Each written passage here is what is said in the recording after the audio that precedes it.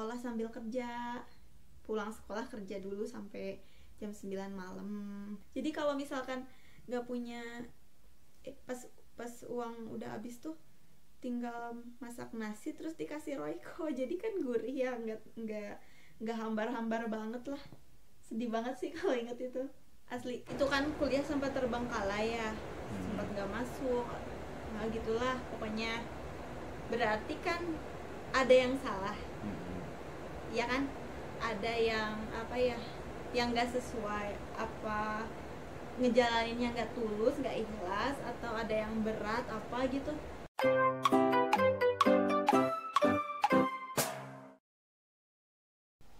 Halo semuanya, selamat datang lagi di channel aku, Dasta Official. Di video kali ini kita mau cerita tentang titik terendah kita masing-masing. Dari abang dulu, dari dulu. Dari dulu. Sebenarnya kalau titik terendah kayaknya banyak. Terus kadang juga titik terendah kita belum tentu bagi orang lain itu hal yang apa ya, hal yang berarti gitu, belum tentu. Cuman kalau di versi aku, kayaknya pas mulai masuk sekolah SMA itu kan kayak apa ya, dari pas SMP tuh kayak udah punya planning gitu. Kalau SMA mau lebih baik, mau prestasinya lebih ditonjolkan dan yang lainnya lah. Tapi kenyataannya waktu itu kebetulan orang tua aku berpisah dan gak apa-apa. Sekarang kita udah apa ya, udah menerima satu sama lain. Cuman kalau harus ceritain ya dulu titik terendahnya itu.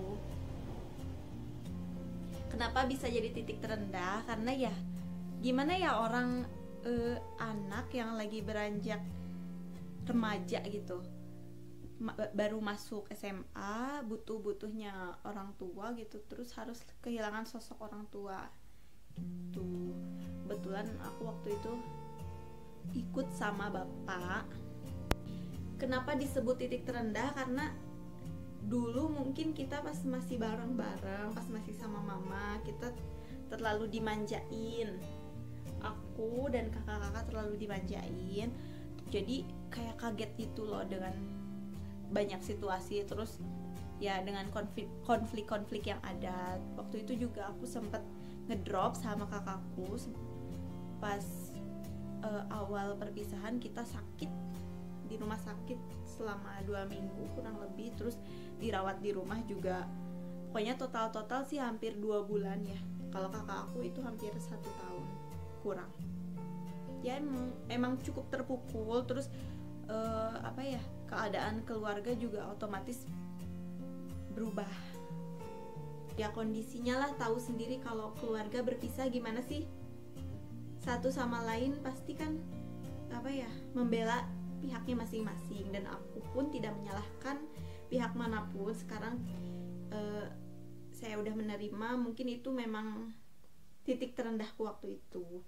Nah kalau dari sana sih lumayan ya, dari pelajaran ke pelajaran ke pergaulan lumayan sangat ngaruh banget. Nah, intinya aku makasih sih sama semua keluargaku yang dulu ngebantu bapakku, ngebantu aku gitu, ngehandle semua yang kita butuhkan, memberi support dan yang lainnya. Kadang hal-hal yang miris nih ya, yang aku ingat pertama kali apa yang ngerasa miris banget gitu, itu pas lebaran. Kenapa? Karena kita kan mau gak mau ketemu orang banyak, silaturahmi sama orang banyak, sama keluarga. Itu pas momen lebaran pertama perceraian itu, kebetulan kakakku baru sembuh dari sakit. Antara terharu, masih terharu loh, kakakku yang udah lama sakit akhirnya sembuh. Terus tapi di sisi lain sedih dan miris gitu, karena harus ketemu banyak orang yang dimana semua orang keluarganya utuh. Nggak tahu kenapa sih, kayak nggak ngerti juga perasaannya dulu, kayak iri atau gimana ya, yang ngerasa beda gimana sih. Dulu kita gitu loh gitu kayaknya, kok sekarang nggak bisa ya, kok cepet banget sih waktu berubah gitu. Dulu masih seneng-seneng lebaran, masih kumpul, sekarang udah nggak bisa. terus semua orang juga masih belum move on kan sama apa yang terjadi. Jadi masih banyak pertanyaan-pertanyaan yang gak perlu dipertanyakan sebenarnya sama orang-orang, yang justru malah bikin kita makin down, makin ingat sama apa yang udah terjadi itu. Terus malah ada adik laki-laki aku juga nggak mau keluar sama sekali, nggak mau keluar rumah sama sekali, karena ya itu merasa minder mungkin ya. Tapi ya pokoknya dibalik semua itu alhamdulillah aku banyak dapat pelajaran, dan makasih buat semua keluarga aku, semua, pokoknya semua dari kedua belah pihak, dari mama, dari bapak, semua. Buat mama sama buat bapak juga makasih banget. Ini pelajaran yang gak bisa aku dapetin di luar, harus dirasa dulu baru tahu gitu maknanya, hikmahnya apa. Terus ya selain itu sih, apa tanggapannya? Tapi kan sekarang mama sama bedanya sama mama sama bapaknya gimana sekarang? Alhamdulillah harus menerima. Kalau konflik-konflik dikit kan wajar. Masih bersatu aja kadang ada konflik, ya nggak apa-apa, itu kan perjalanan hidup gitu. Alhamdulillah, pokoknya kita sebisa mungkin baik sama siapapun, melakukan yang terbaik. Apapun yang orang lain lakukan sama kita, tapi kita sebisa mungkin berlaku baik sama orang lain. Mau itu orang lain berlaku baik balik ke kita ataupun berlaku buruk, yaitu pilihan mereka. Yang penting kita berlaku baik sama orang lain. Sekarang sih prinsipnya itu, semoga bisa dan terus kita pegang itu. Aku pegang prinsipnya. Terus ya kalau emang sih kalau sekarang ceritain kayak apa ya, kayak cetek aja gitu. Kalau dulu kan kayak berat banget. Nggak tahu sih, paling kalau sekarang kan kalau lagi inget aja sedih, kalau lagi ingat, kalau lagi happy kayak gini mah ya kayak ih apaan gitu. Mungkin hal terendah lainnya pas aku pertama kali merantau ke Bandung. Itu aku merantau sebenarnya ikut saudara, dan alhamdulillah makasih sama saudara aku, Tenaninnya sama teman-temannya yang udah bantuin di Bandung. Waktu itu aku cari kerja sampai bisa ngekos sendiri, dikosin awalnya. Dan dari sana pas udah pisah ya, kan kerjaannya kebetulan jauh, jadi harus pisah. Nah pas udah pisah ya kayak punya tekad sendiri aja, jangan sampai menyusahkan lagi orang lain. Karena apa ya, mungkin orang lain gak merasa disusahkan, tapi kita yang apa ya, yang sebenarnya hati kecil juga nggak mau gitu. Bukan nggak mau dalam artian apa ya, tapi maksudnya malu itu takut takut nyusahin gitu. Iya, takut ngasih beban. Mungkin bagi orang yang membantu kita juga nggak apa-apa, tapi bagi kita ya gitulah, nggak enak kan ya. Terus harus berkembang juga kitanya. Yang penting aku sih makasih banget sama orang-orang yang membantu, banyak sekali. Dan buat orang-orang yang bantu juga aku nggak akan pernah lupain, selalu doain. Ya pokoknya pas awal ngekos sendiri, dengan awalnya aku cerita sama orang-orang gajiku itu UMR awalnya, padahal jauh di bawah itu. Tapi kan itu tuh dilakuin buat supaya orang-orang tuh percaya aku bisa hidup sendiri, bisa mandiri gitu. Karena kalau terus-terusan apa ya, pasti orang lain terus khawatir, keluarga terus khawatir, orang yang bantu kita juga khawatir gitu. Kalau aku kan pengennya cobalah mandiri, ya udah nggak apa-apa, jalanin aja dulu, nanti siapa tahu ada rezekinya. Terus ternyata dijalanin, alhamdulillah sama pimpinan mungkin lihat pekerjaan saya gitu. Jadi oh ini orang layak digaji lebih dari ini gitu. Uang waktu itu cuma pegang berapa ya, 100.000 buat sebulan, 100.000 atau 50.000 gitu. Ya udahlah, yang penting beli beras aja kan, yang penting beras kan kalau orang Indonesia, nyetok beras, terus beli kerupuk sama garam gitu sih, Royco udah. Jadi kalau misalkan nggak punya, pas uang udah habis tuh tinggal masak nasi terus dikasih Royco, jadi kan gurih ya, nggak hambar-hambar banget lah. Sedih banget sih kalau inget itu, asli kayaknya titik terendah banget sih itu pas ngontrak gitu. Terjadi beberapa bulan ya, kalau bulan-bulan selanjutnya sih lumayan, mungkin bisa buat beli lauk di warteg 5.000 sih bisa ya, kadang 5.000 juga buat 2 kali makan, karena nasi sih kan masak sendiri gitu, lumayan sih. Oh terus pernah bang sampai nggak bisa beli air, kan pikirnya buat makan ya, lupa nggak punya galon, nggak punya air minum. Terus kan uang udah habis, otomatis nggak bisa minum. Akhirnya pas besoknya ke kantor, ingat kan di kantor kan ada minum ya, ada galon. Nah gimana caranya pengen bawa air dari galon gitu, tapi lupa nggak punya botol minum. Mau beli aqua terus di ini airnya gitu, diisi air, tapi nggak ada, uangnya udah nggak ada.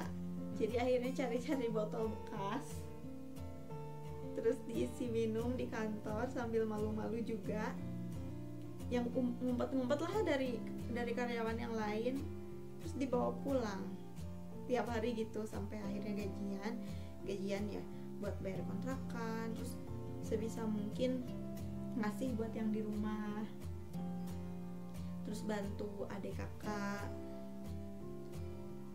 Dan ya paling sebulan itu cuma, pokoknya bersih buat makan itu cuma 300-an sebulan.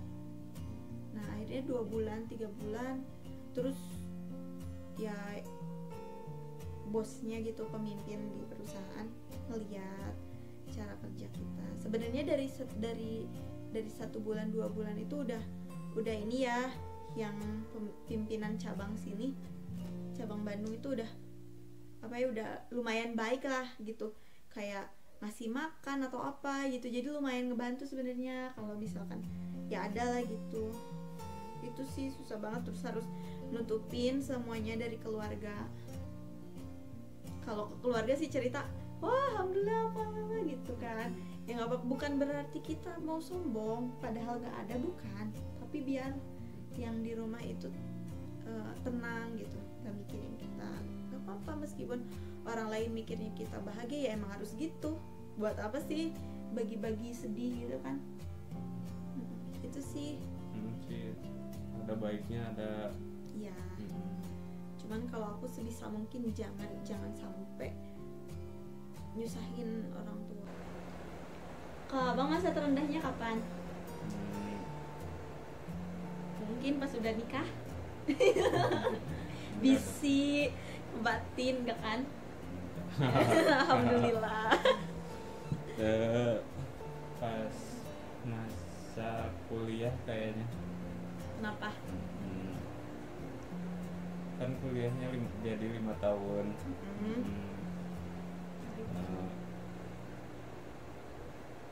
Waktu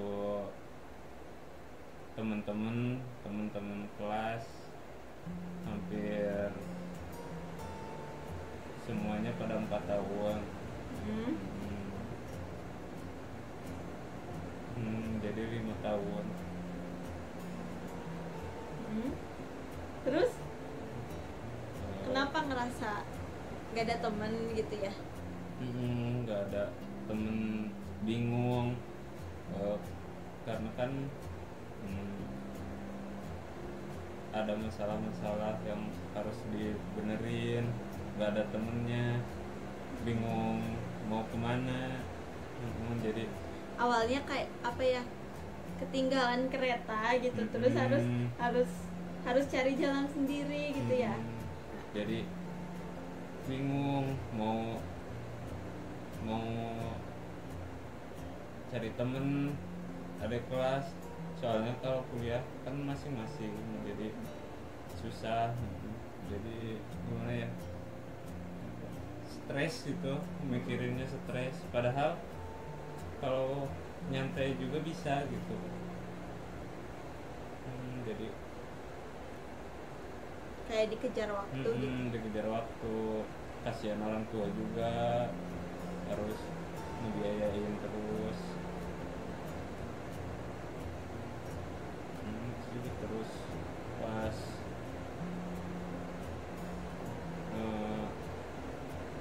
nyusun skripsi Terus bolak-balik ke Bandung, Ciamis ya. Bandung, Karena udah mulai kerja. Bandung Ciamis hampir seminggu sekali, seminggu 2 kali kan. Jadi mau nggak mau, soalnya pengen kuliah, pengen selesai, terus pengen kerja juga. Kenapa waktu itu milih kerja? Padahal kuliah belum beres.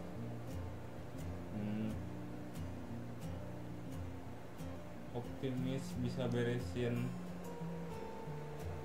sampai waktunya, terus kerjanya juga bisa sambil kuliah gitu. Jadi nggak, dua-duanya bisa gitu. Oh gini,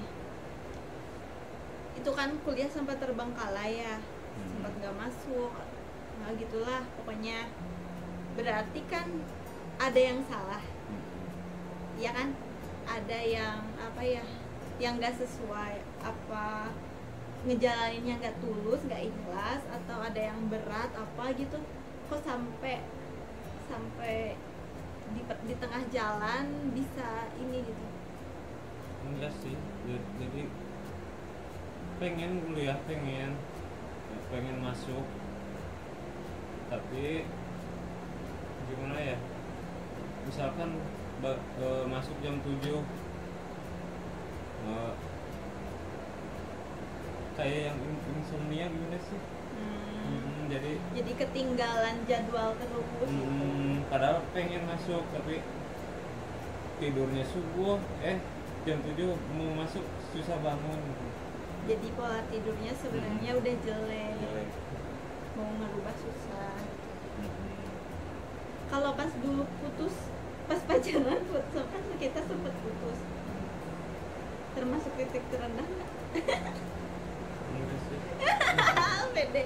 Emang apa sih nggak boleh? Sombong amat. Itu aja sih yang bisa di-sharing ya. Nggak ada gimana ya. Intinya setiap kita ngedapetin masalah sih gimana cara kita masing-masing menyelesaikan masalah itu tersebut. Jangan terlalu larut dalam masalah. Harus tetap berpikiran jernih. Itu pun aku bisa ngomong gini belum tentu bisa nerapin, ya kan? Tapi sebisa mungkin ya kita belajar. Soalnya Kayak setiap masalah pasti ada hikmahnya. kadang pas kita dapat masalah kayak berat gitu, pas udah tapi dilewatin, ih gitu doang gitu. Oh ternyata bisa ya gitu. Coba deh kalian, ada nggak masalah terbesar di hidup kalian yang nggak kalian lewatin? Semuanya kan dilewatin ya. Mau itu akhirnya pahit, mau itu akhirnya manis, tapi ternyata bisa dilewatin. Tuh. Semoga sih ya apapun masalahnya bisa mendewasakan kita gitu. Mau itu kita sekarang ada di titik terendah ataupun ada di titik tertinggi, yang penting ingat tanah. Jangan lupa, maksudnya jangan lupa dari mana kita berasal, jangan lupa sama Tuhan gitu. Udah bang, ada pesan lagi gak? Ya, intinya hormati orang tua.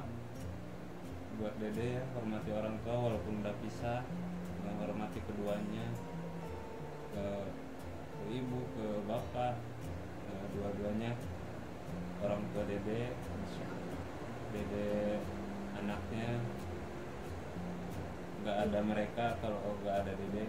Jadi setiap orang punya kesalahan.